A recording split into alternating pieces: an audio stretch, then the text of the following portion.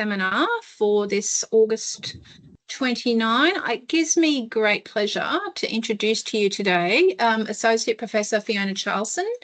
Fiona is a well-respected and experienced psychiatric epidemiologist, I think that's an amazing title, and health services researcher who's dedicated her career to addressing challenging global mental health research questions. Her work at the Queensland Centre of Mental Health Research and School of Public Health, University of Queensland, has focused on developing an evidence base to support adaptation and mitigation strategies that address the mental health impacts of climate change. I'm not going to talk about the other work she's doing because I believe that Fiona will be talking a bit about that throughout her talk today.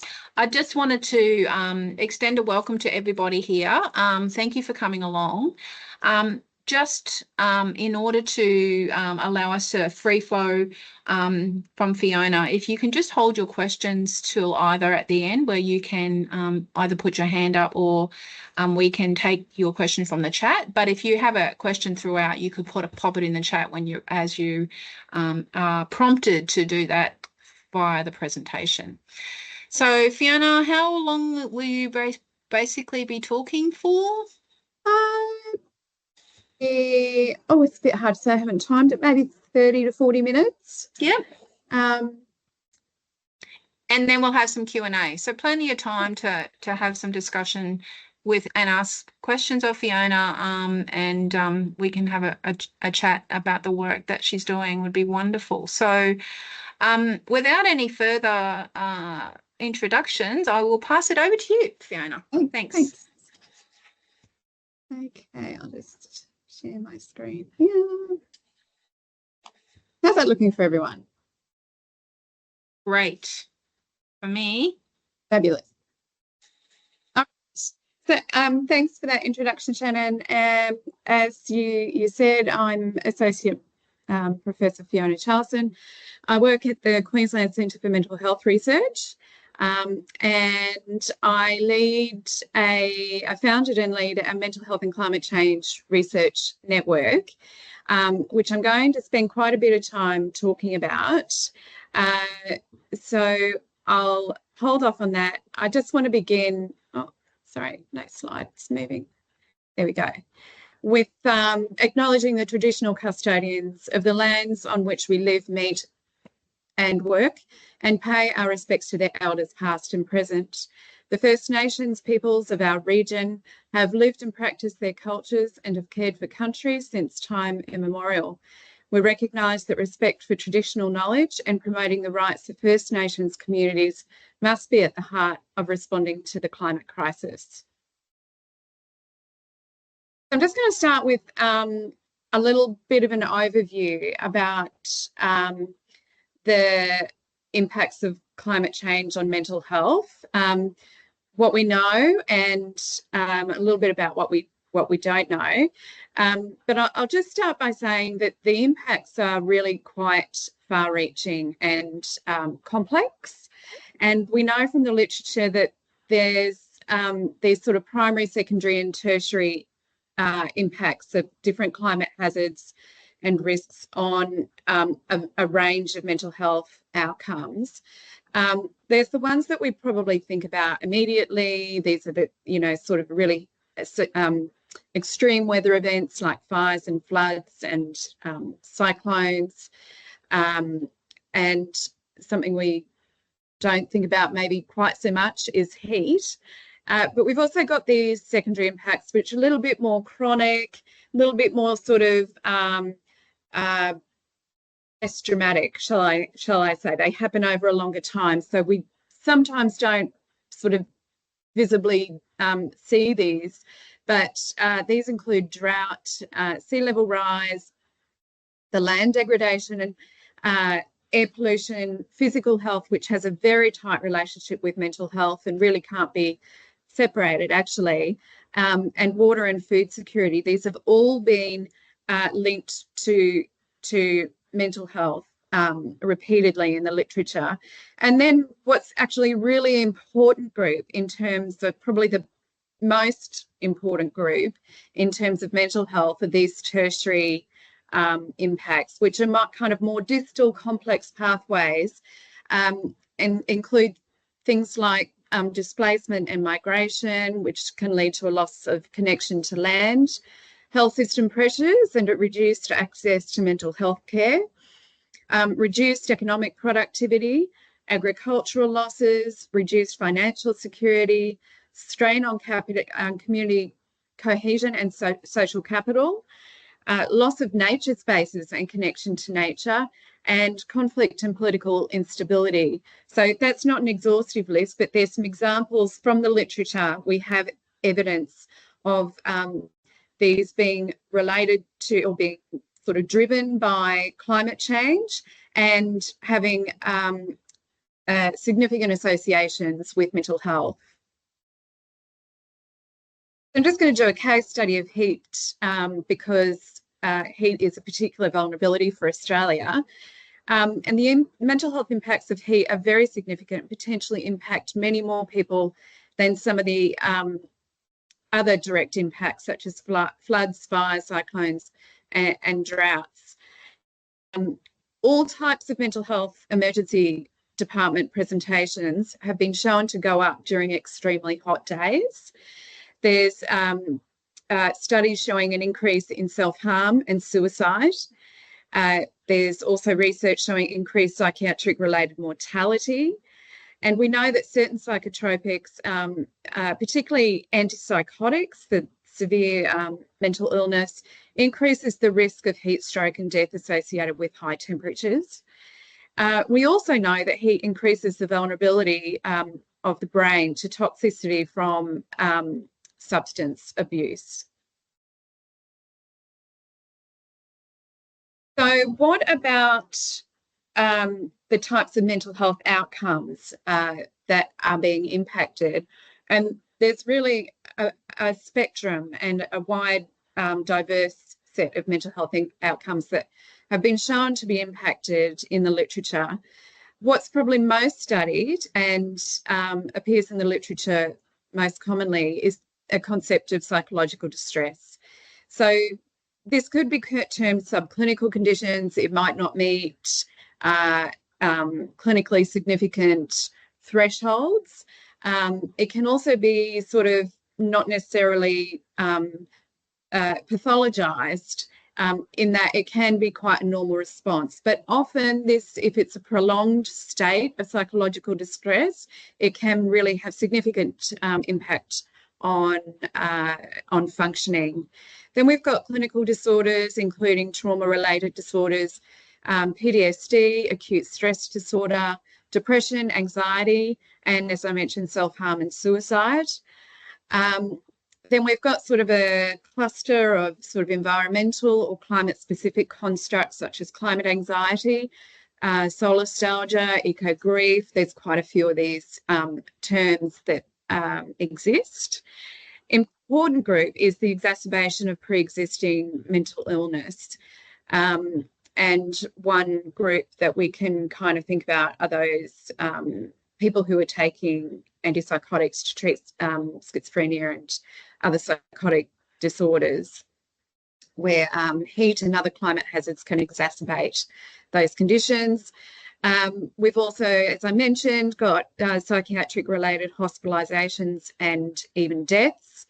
And one kind of category that has been a little bit explored, but I think well, the research is kind of starting to come through, is the potential neurodevelopmental impacts, which are happening both before birth and in young children. So just to touch on these climate-specific constructs, they could be think of it an existential, a response to an existential threat. The term climate anxiety describes how humans perceive, fear and dread the impacts of climate change. But it's also important to note that anxiety can be considered an adaptive psychological, physiological and behavioural response to a threat. However, anxiety can also become quite maladaptive and lead to chronic worry, restlessness, irritability, and can progress into other mental disorders. So what do we know from the literature about the priority populations or populations that are particularly at risk? Young people are one group that we're really worried about. I mentioned before that there's people living with pre-existing mental illness.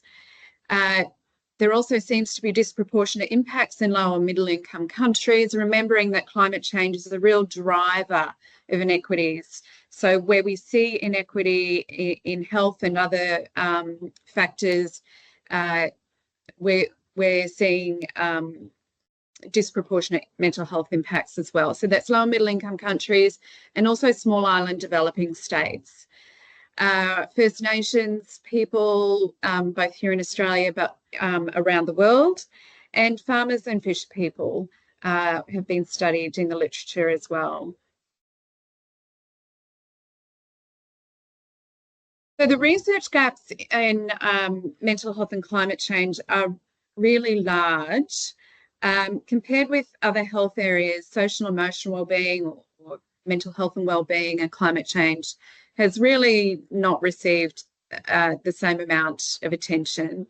Of the small amount of literature relatively that there is, more than 80% of that explores the mental health impacts of climate change. So that association between a particular climate hazard and a particular mental health outcome. So we really don't have any really good understanding of what factors increase the vulnerability or resilience, what populations are more impacted. We don't have a lot of information related to interventions or policies that can safeguard mental health in the face of climate change. And the research on the impacts of climate change on mental health and mental health related systems would really assist decision makers to develop robust evidence-based mitigation and adaptation policies and plans with the potential for broad benefits to society and the environment. So in response to that, what I've just presented, which all came out of a scoping review that we did some years ago, we then began to sort of chart a way forward for the field, this research field globally, knowing these huge gaps that exist. Really, what are the priorities to start filling these knowledge gaps, given that there's so much work to be done? So I led a Delphi study and along with some colleagues here in Australia within the research network that I'm about to talk about, but also internationally. And we came up with these 10 key priority areas, which I'm not going to read out all of them. You could find this paper. It's also on the website, which I'll show in a little bit. But you can see that there are quite broad areas even.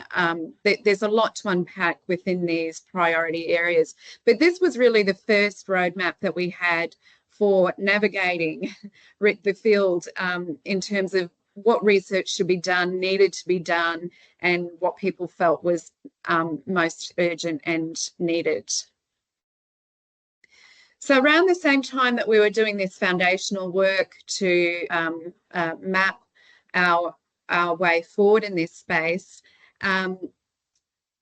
with the help of a few colleagues, I established this mental health and climate change research network, and that was in 2019. And it really was catalysed by, at the time, I was at a WHO mental health forum presenting to a group there in Geneva about mental health, about the preliminary research that we'd done, but also it was in October, and it was just the start of the 2019-2020 bushfires when I went over there. So I sort of spoke about what was happening, and people were starting to sort of see it in their media and television. And it was quite a nice, an important platform, I think, for launching this kind of work, gaining some interest internationally. And it was really through that experience that some really key collaborations formed, which we've been able to leverage with this research network. But the research network was really set up with a few kind of principles and goals in mind.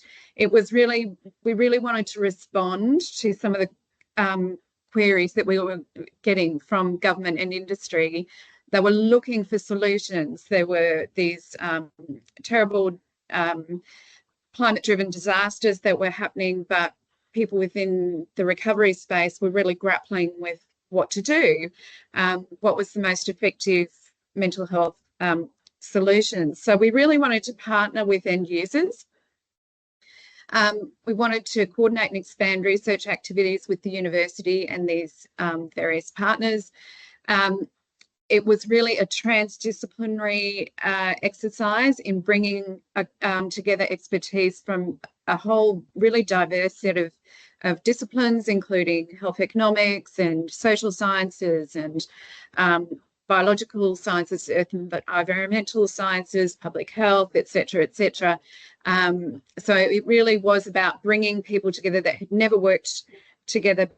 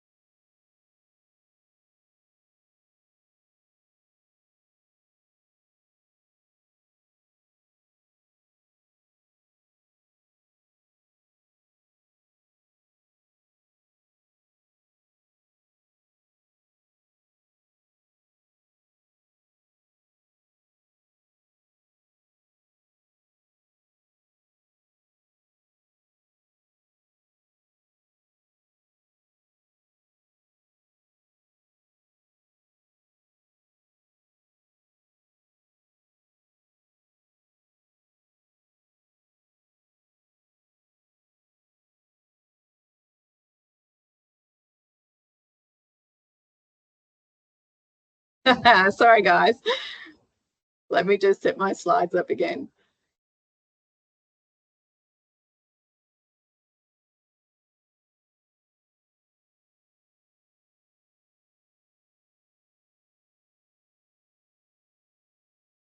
Okay. Sorry about it. Everybody see my slides okay?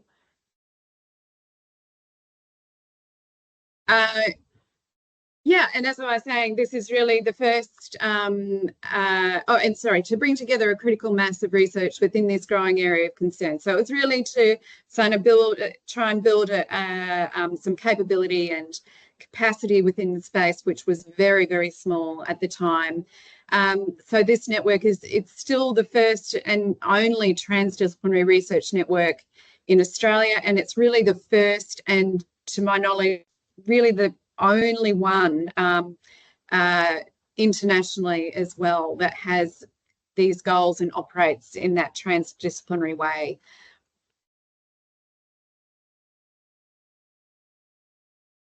So the vision of the network is to secure the social and emotional wellbeing, or mental health and wellbeing, of our communities in an age of rapid environmental change.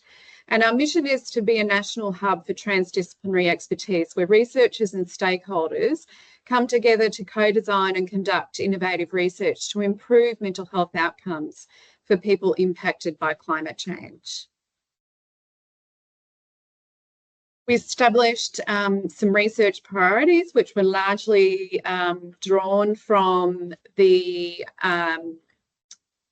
global research priorities that I shared before, and that's to understand the links between climate change and mental health, to describe the factors influencing mental health and identify existing and potential intervention points, to develop new interventions to support mental health in impacted communities and facilitate resilience building, to test new and existing mental health interventions and assess community benefits, and to share research findings with stakeholders to support evidence-based policy development, interventions and practice changes. So you can see we've got a big focus on the research, but we've also got a really big focus on knowledge translation, capacity building, and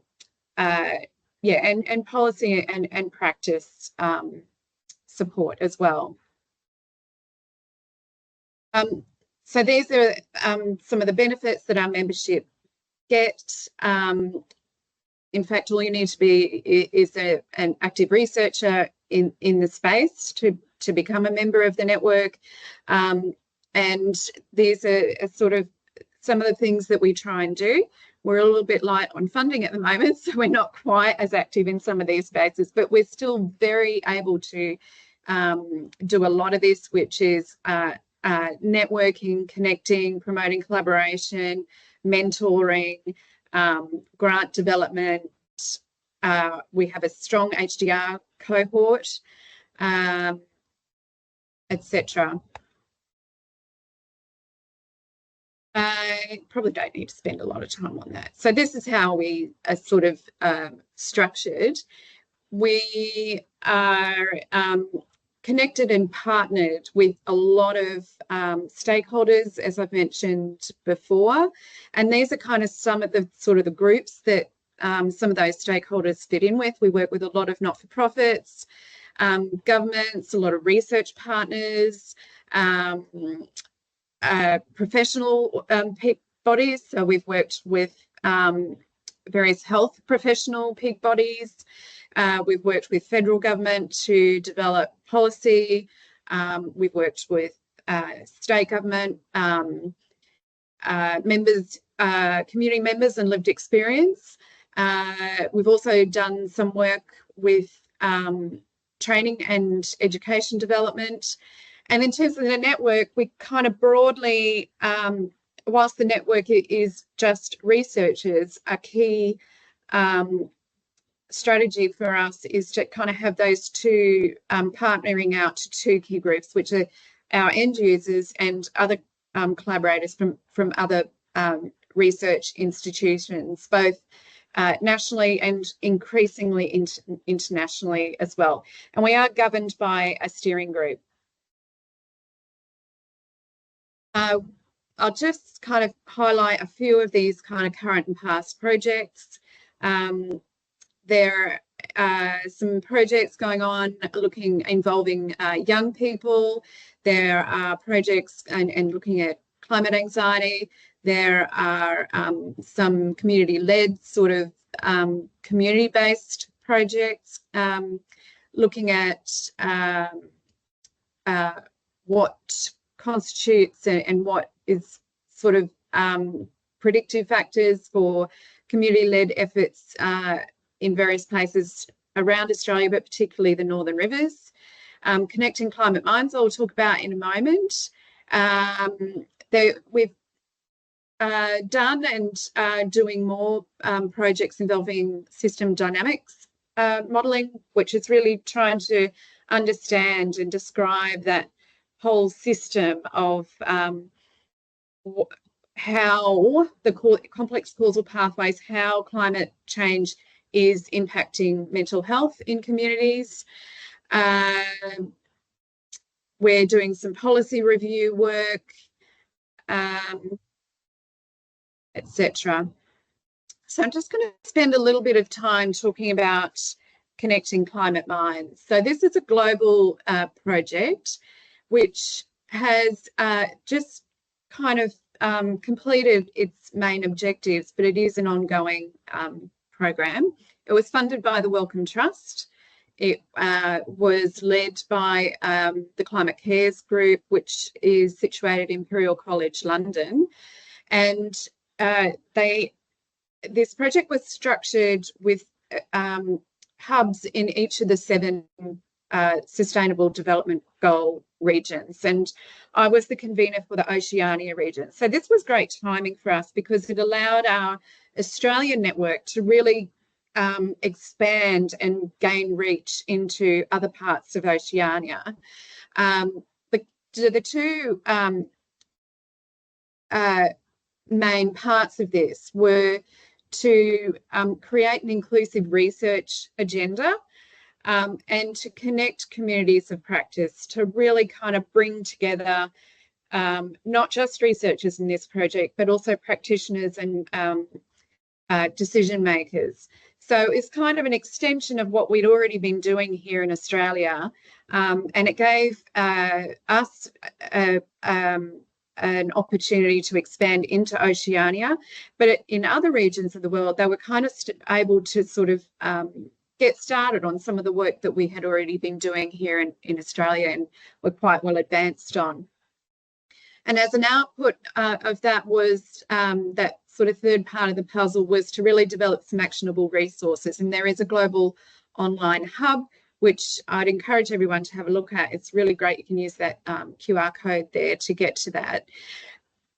So as I said, we finished that. We had our global event in March where we launched our regional, all 7 regions actually launched their regional research and action agenda. So this is now kind of the new roadmap for research, practice and policy around mental health and climate change in Oceania.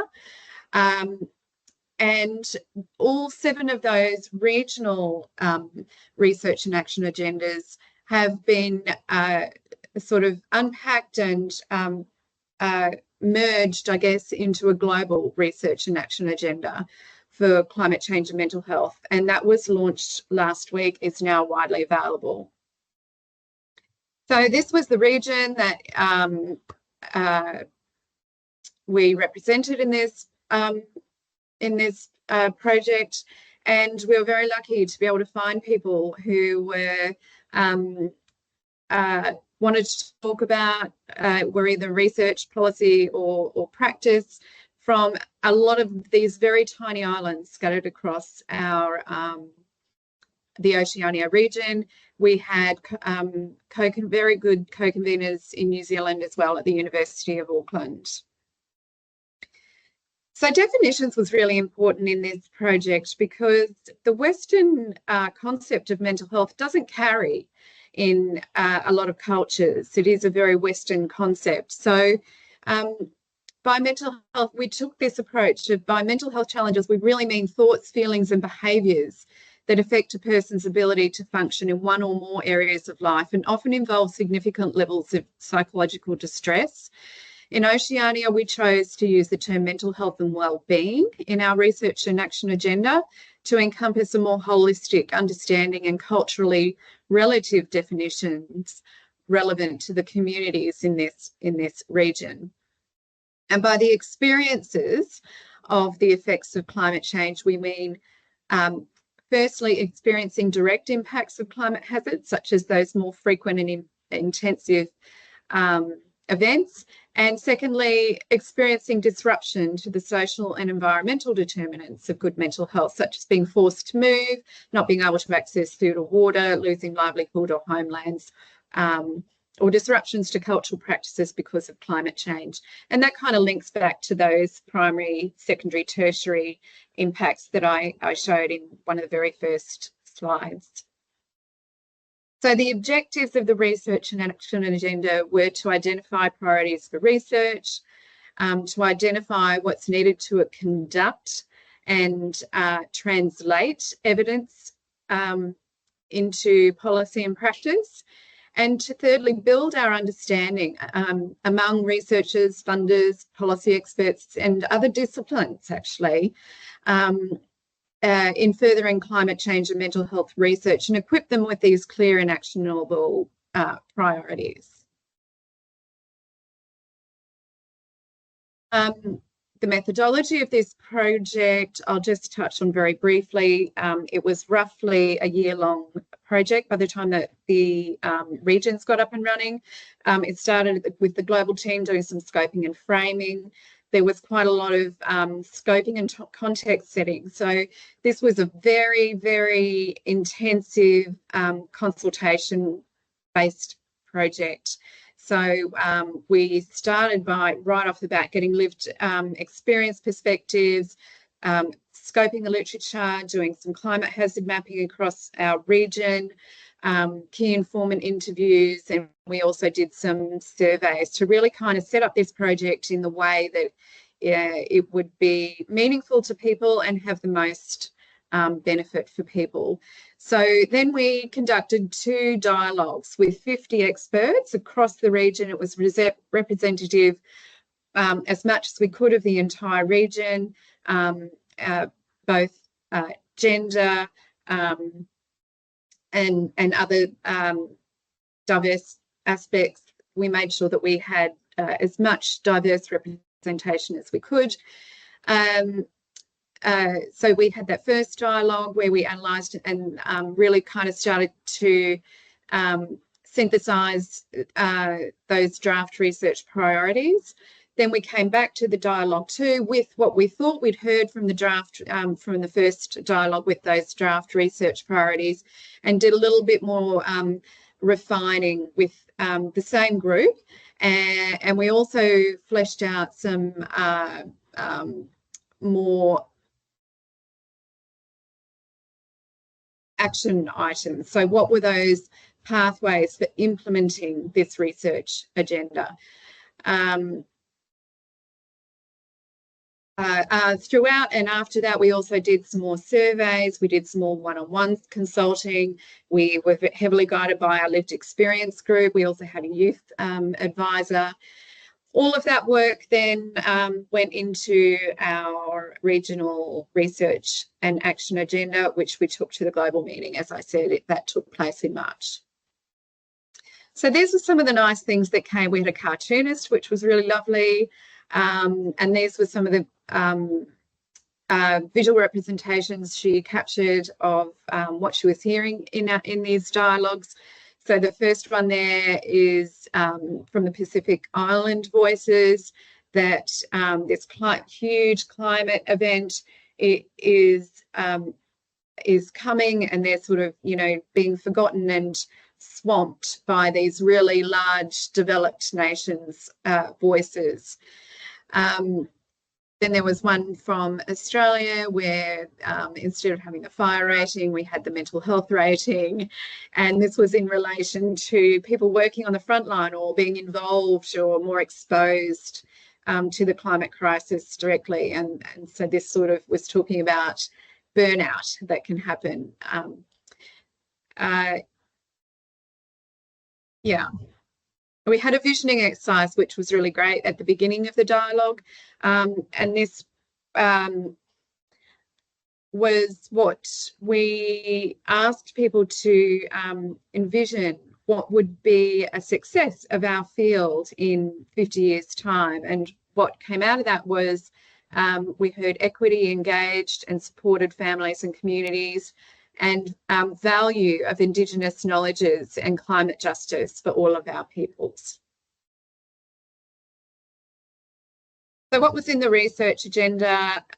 We had these 4 main categories. First one was around impacts, risks and vulnerable groups, pathways and mechanisms, mental health benefits of climate action, and mental health interventions or solutions. And I won't spend my time reading all of these out, but just to pull out some key themes. We heard a lot about these repeated chronic and compounding events, which is a very different landscape to what we have seen historically in Australia, of sort of more isolated, infrequent extreme weather events. And what, you know, how is that changing the mental health outcomes of mental health of populations and communities? A bit of a focus on rural and remote communities as being a group of interest, and some particular, you know, unique concerns when looking at those groups. See, came up quite a bit. There was a big focus on valuing and evaluating locally led and co-created solutions.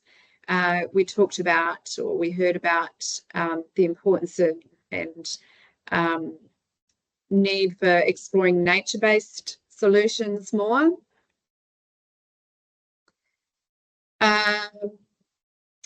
People feeling that we needed to understand what was appropriate and required for sustaining and supporting mental health care delivery and access in the face of climate change. Children and young people were highlighted as a group of particular interest. And of course, understanding and responding to challenges and opportunities across diverse geographies and cultures. And the action agenda we heard about securing the sustainability and growth of what we've built in the region in terms of the community of practice and this growing activity of research. We really want to find ways to secure that sustainability and continue to grow it. Prioritising co-design and co-led research, scoping and designing the full range of existing initiatives that address the mental health challenges, developing and embedding climate change and mental health within educational programs, investing in and supporting the delivery of research and programs that respect communities and cultures. In terms of translating this evidence base, we heard about the need to leverage current policy mechanisms in various places across the region, strengthening bi-directional relationships between researchers, practitioners and policymakers, which isn't happening particularly well at the moment.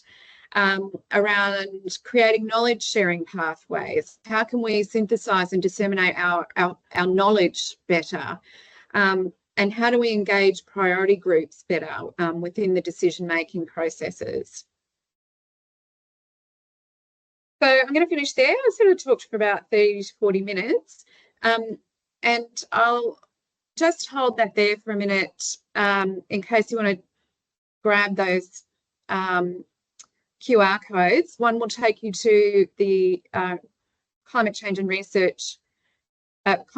Mental Health Research Network, which is the Australian-based one, hosted at UQ, and the other one is the Connecting Climate Minds website. And you can contact me at any of those links there as well. Thank you so much, Fiona. It's been a very, I'm sure, very brief overview of the amazing work that you have been leading across both your team in Australia and also across the Pacific. So it's a wonderful kind of insight into some of your team's objectives and achievements so far. So I'm just going to open it up to the floor. Are there any questions for Fiona? Comments?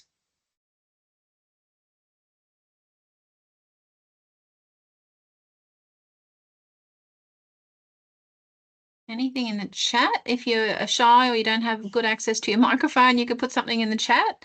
Just about me dropping out. I can share slides. Yep. Well, if you can send them, Natasha would have them, wouldn't she, Fiona, already? I'm not sure, but I can certainly share them afterwards. There's a few people writing something. We'll just see. Yeah. Maybe while we're waiting, I just wouldn't mind asking, Fiona, in the work that I think most of us working in climate change and health, there's still a kind of a fair bit of awareness raising to happen in the health profession from our experience. I just wondered if you had any insights about, you know, are there any initiatives around improving general awareness of climate and health and particularly mental health within either the primary healthcare or specialisation workforce? Specific to mental health, I've had a bit of engagement with the Royal Australian New Zealand College of Psychiatrists. There's a few sort of champions within there, and I've presented at a couple of their congresses. And the APA, the Australian Psychological Association, I haven't been directly engaged with, but one of my students has been, and there seems to be a bit of an uptake within that sphere as well. So what I would say is it's pretty poor. The awareness is pretty poor at the moment as a general statement, but I think it's increasing. It's definitely on radars now. And one of the recommendations in the recently released National Health and Climate Strategy is to raise that awareness amongst practitioners. So I see things moving in the right direction, but there's, a long way to go. And thank you. Vihanga, I'm not sure if that's how I spell your name. Are you happy to speak, or would you like me to ask the question that you put in the chat? Sure. It was a great discussion, Fiona. Thank you so much. And obviously, like my research is kind of based on the first responders' mental health. So, any of such research going on at the moment within the network? Vahanga, that's a really good question.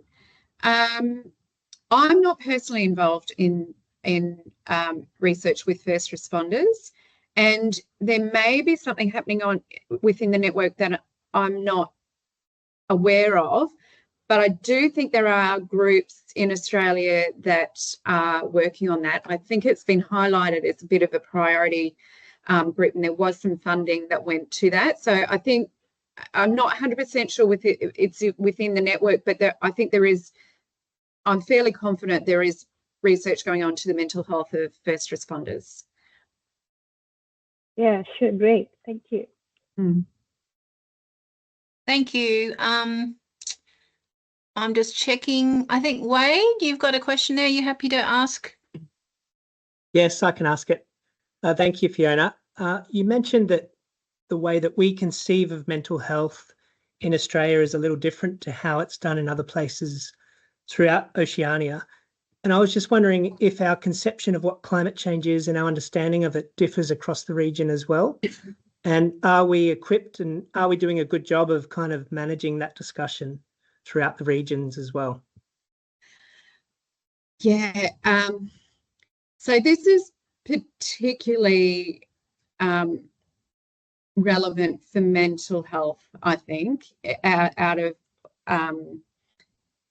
of all sort of, other health outcomes, which are quite sort of easily measured and defined, for example.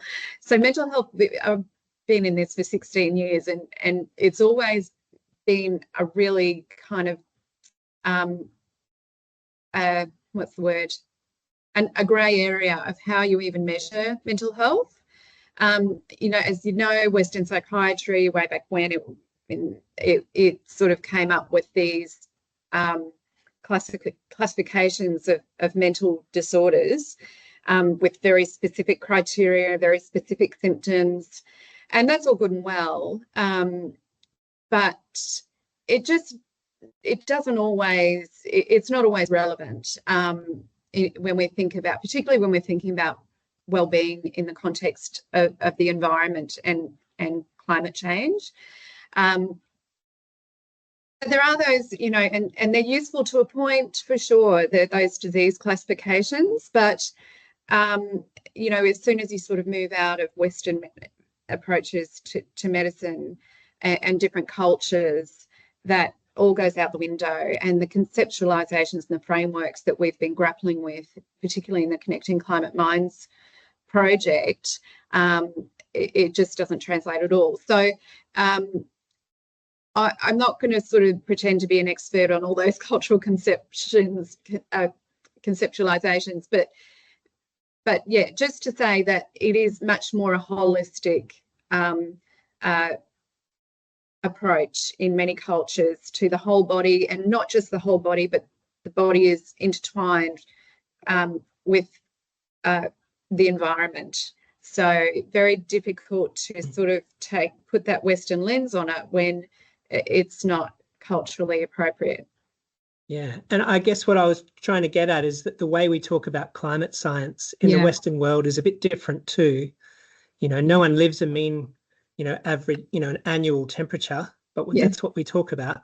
Are there particular ways we should talk about climate change, particularly in reference to the mental health side of things, which is different from the way that we are currently talking about climate change? That's what I'm interested in. Yeah, gotcha. So yes, I think there is value in that, and it's probably more important in some contexts than others, because people, and this is kind of really getting into really nice qualitative approaches, research approaches now, where people don't, their lived experience is not that they're living with climate change. Their lived experience is that they're living with XYZ, which scientists might attribute to climate change, but that's not relevant to someone in their daily life. So So yeah, absolutely. I think it's all about framing when you're conducting research and having conversations with people. And I really think that comes from listening. I mean, as a researcher and a scientist,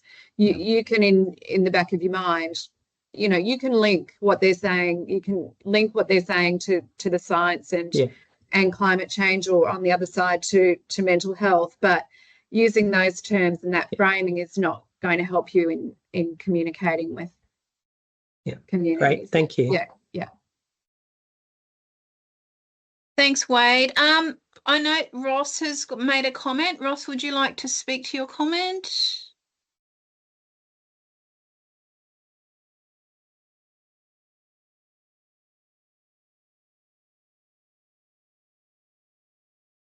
No. Ross, if you can't see it, Fiona. Ross has said too noisy. Oh, he's where he is too noisy. He's just wanting to say, having worked in the Pacific for 15 plus years, I agree it's important not to pathologise mental health, rather mental health solutions, ways of dealing are through sociality and holistic cultural healing. Yeah.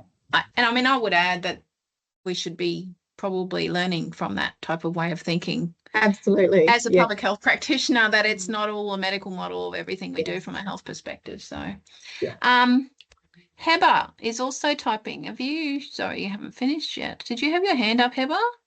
Yes. And hi, everyone. Thank you, Fiona, for this insightful presentation. That's great, really. So I'm so interested to know more about your research regarding the health professionals' mental health, because this is my point of expertise, and it's great to know that there are research conducted about this topic. Yeah, and just to clarify, do you mean maybe in the context of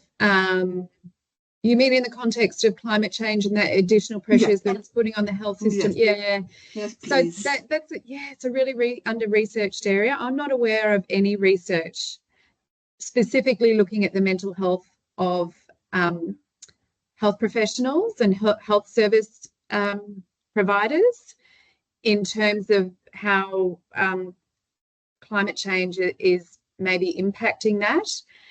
It's been raised in a few discussions. I think people are curious to know more about this, but at this point, I'm not even aware of any funded projects, but it's definitely something that's been kind of put forward, I would say. Yeah, so sorry. Yeah, no, it's okay. It was part of my PhD. I already addressed this point as a part of resilience for health professionals, and I have one published paper about the mental health, but it's as a part of the resilience and empowering of health professionals. I can share it with you, but I mean, like, it's something, you know, as you said, exactly, it's the gap in knowledge, and maybe it could be helpful just to think about this area, as well as the educational programs for undergraduate and postgraduate regarding these issues, because maybe there are a lot about sustainability in healthcare.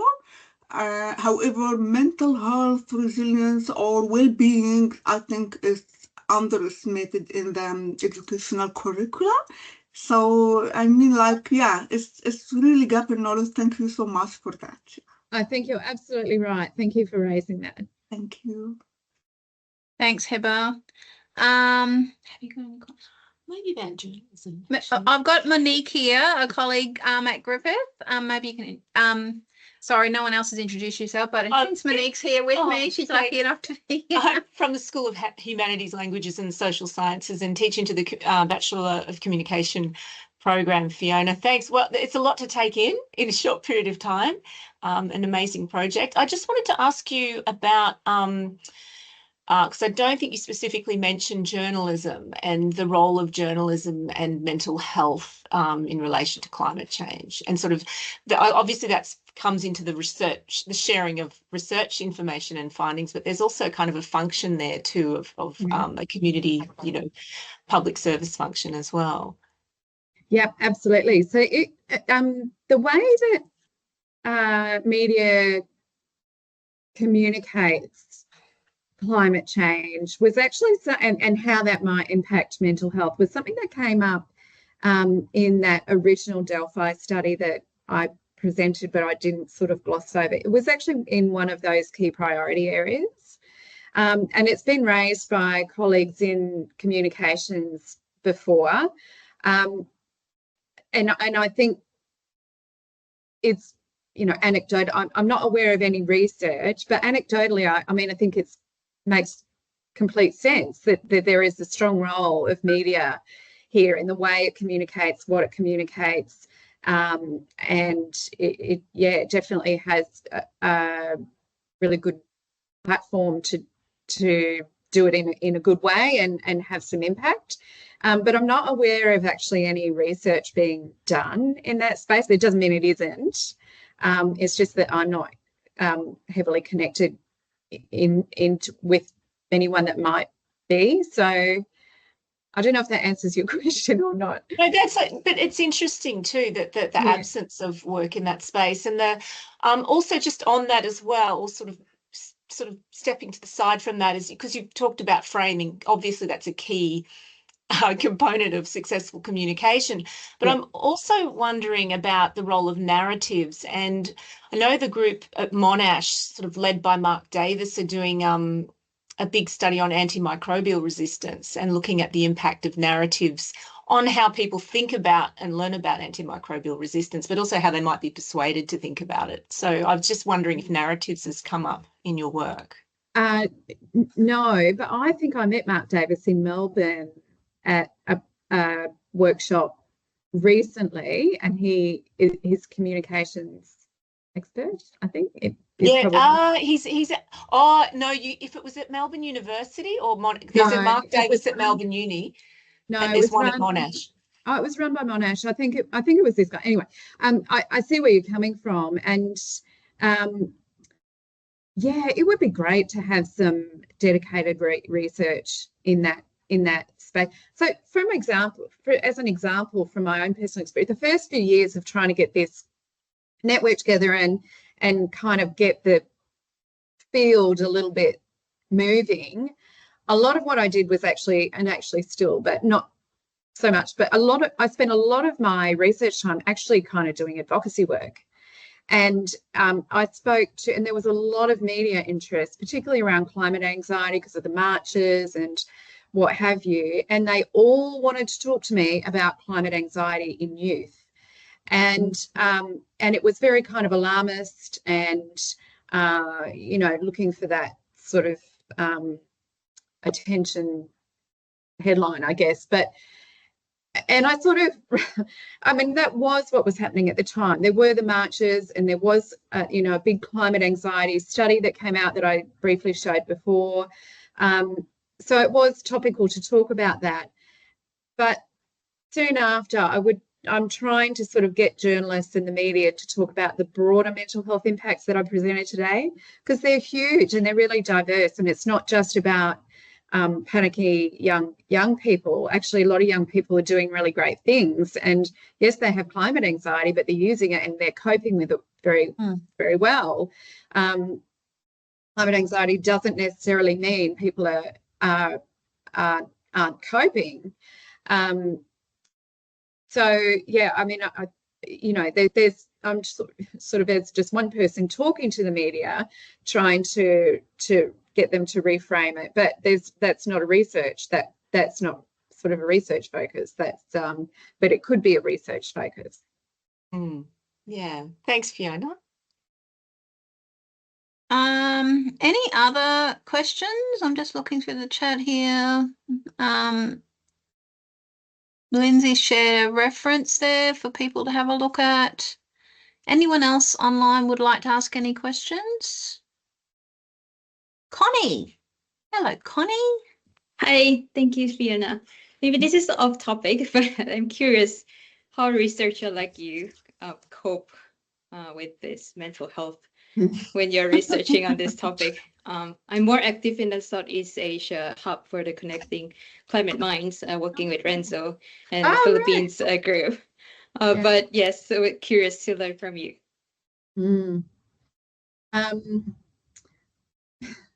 you've asked something that not a lot of people ask, and it actually has been really, really hard. It is really hard to sort of feel so passionate about something and so invested in something that can also be really harmful. So I think over the years, I have just found a nice balance that works for me in terms of knowing how far I can go with this. So I put all my effort into my research, but I now don't do the climate activism work that I used to do because it was just too much. And I sort of had to decide for myself where I felt I was going to make the most impact. So I am able to completely commit to my career in this space, but in my outside of work time, I don't do anything with climate change, nothing. I don't even watch the news. I can't read a book. I can't watch documentaries anymore. I just do nothing because for me, that's what I need to do to protect my mental health and just well-being. So, and I'm not saying that's what everyone should do, but everybody's different. Like when I was younger, I think I could have just, and I did, I just consumed it and breathed it 24/7. But yeah, that's just my experience. But it's true, it's something important to think about when you're wanting to work in this space. It's not easy. Thank you. Thanks for the question, Connie, and thanks for your insights, Fiona. I think it's probably something that's relevant to a lot of climate change researchers as well across the board. Lindsay, you've got your hand up.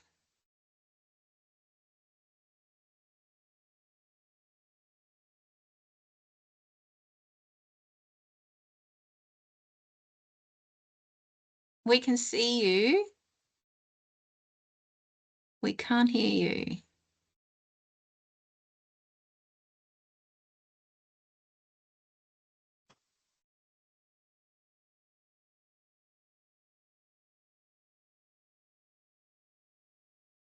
Yes, it's microphone trouble. There we go. We can hear you now. Got us now? Right, excellent. Thank you for that. Yeah, I was just very curious when you were mentioning about the First Nations peoples of the world and their different perspective.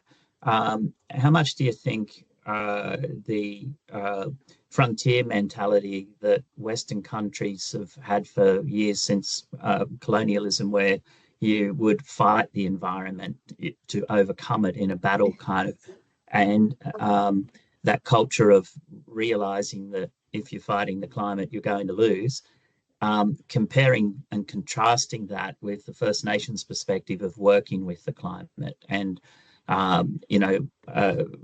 figuring out how to survive in harmony with it rather than fighting against it. How much is that informing, or that worldview informing the way that people experience anxiety and mental illness as a result of climate change?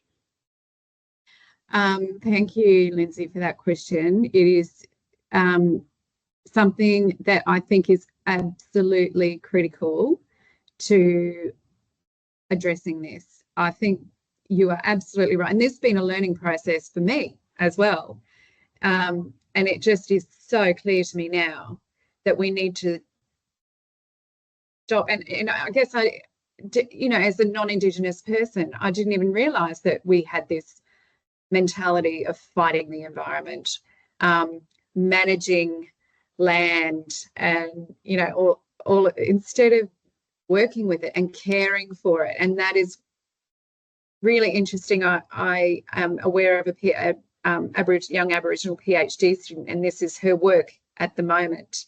And I think her postdoc work will be around trying to change that framing and that narrative of that colonial Western approach of managing the land and fighting the environment, as you put it, is absolutely right. Instead of stop fighting it, work with it. We're all one. We're all, it's not an environment versus humans situation. So I think that narrative might take a long time to change. It's because it just runs so deep. But to me, it makes absolute complete sense. And I really want to thank Aboriginal people that I have spoken to and work with for changing my worldview on that. I think it's absolutely essential.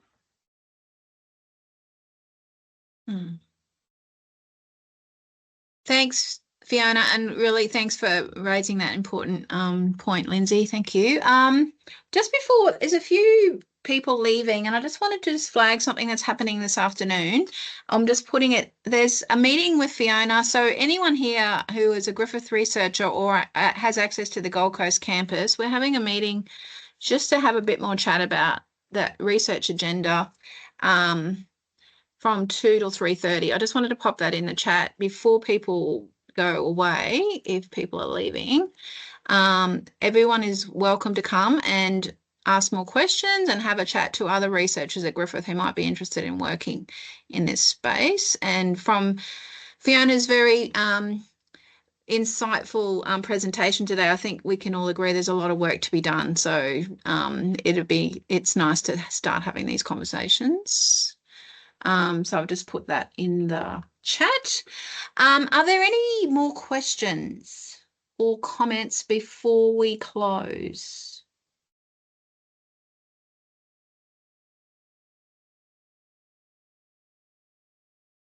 No? Okay. Well, thank you, Ross, for prompting us to also thank you to you, Fiona. On behalf of the Climate Action Beacon team, I'd like to thank you for coming down to the Gold Coast today. I know I've learnt a lot about the work that you're doing, and there's nothing like having someone present it. I mean, I could have probably gone and squirreled around on your websites and got a bit of a sense, but thank you for sharing it in a way that has opened some eyes for me, and not just about what your work is, but some of the kind of insights into being a researcher and some of the knowledges that we can be thinking about and our partners and partnerships that we should be developing. We will share the recording. I'm not sure where, Natasha, it goes. But yeah, if you can join with me to thank Fiona for her time today. Thank you. And there will be a recording somewhere. I think it goes on the Climate Action Beacon. Yep, it will be on the SharePoint. Climate Action Beacon website, the recording and events page, and it'll likely be up there next week. Fantastic. And thanks everyone for coming along, and please, you're very welcome to come this afternoon and spend a bit more time thinking and talking a bit more about this area. So thanks very much, everyone. We'll see you again soon. See you. Thanks, Fiona. Thank you.